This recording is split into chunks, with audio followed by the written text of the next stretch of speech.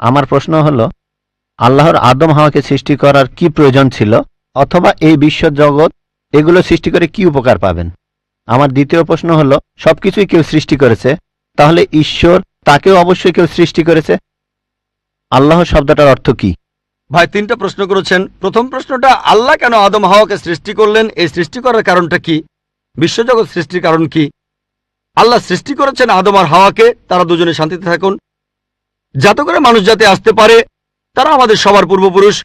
পবিত্র কোরআনে সূরা হুজুরাতের 13 নম্বর আয়াতে উল্লেখ করা হয়েছে, ইয়া আইয়ুহান নাসু ইন্না খালাকনাকুম মিন যাকরিন ওয়া উনসা ওয়া জাআলনাকুম শুউবান ওয়া কাবাইলা লিতাআরাফু ইন্না আক্রামাকুম ইনদাল্লাহি আতকাকুম ইন্নাল্লাহা আলিমুন খাবীর।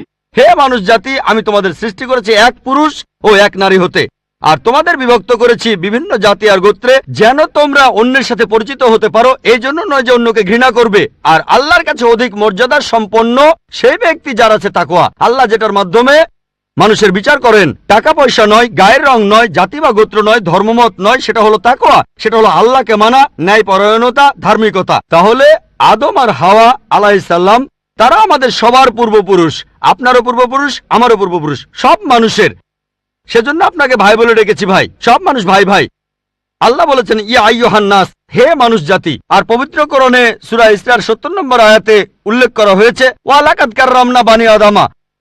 আল্লাহ তাআলা মর্যাদা দিয়েছেন সব আদম সন্তানকেই। হোক আপনি জন্ম নেন ইন্ডিয়ায়, আমেরিকায়, ইংল্যান্ডে, জন্মান কোনো হিন্দু পরিবারে বা মুসলিম পরিবারে বা খ্রিস্টান পরিবারে, আল্লাহ বলেছেন তিনি সব মানুষকে মর্যাদা দিয়েছেন। মানুষে জন্মালে আল্লাহ তাকে মর্যাদা দেবেন। সে হোক আপনার নাম জাকির, আব্দুল্লাহ, রামু, শঙ্কর, মানুষে জন্মালে আল্লাহ মর্যাদা দেবেন। আপনার প্রশ্নতে আসি, কেন আল্লাহ তাআলা মানুষ সৃষ্টি করলেন? আল্লাহ মানুষ সৃষ্টি করেছেন কারণ আল্লাহ বলেছেন মানুষ হলো আল্লাহ সৃষ্টির মধ্যে সেরা। আল্লাহ তাআলা অন্য যা কিছু সৃষ্টি করেছেন তা আল্লাহকে মানে। ফেরেশতা সৃষ্টি করেছেন, আল্লাহ যে আদেশই দেন ফেরেশতাগণ সে আদেশ পালন করেন, তাদের নিজস্ব ইচ্ছা নেই। মানুষ হলো আল্লাহ তাআলার এমন এক সৃষ্টি যার নিজের ইচ্ছা আছে। আমরা তার কথা মানতেও পারি, নাও মানতে পারি। তাই আল্লাহ আমাদের সৃষ্টি করেছেন, আমরা হলাম তার সৃষ্টির সেরা, আশরাফুল মাখলুকাত। তবে আমরা আল্লাহ তাআলার কথা মানতে পারি, নাও মানতে পারি। যদি আল্লাহর আদেশ মানেন তাহলে জান্নাতে যেতে পারবেন, তাহলে বেহেশতে যাবেন, স্বর্গে যেতে পারবেন।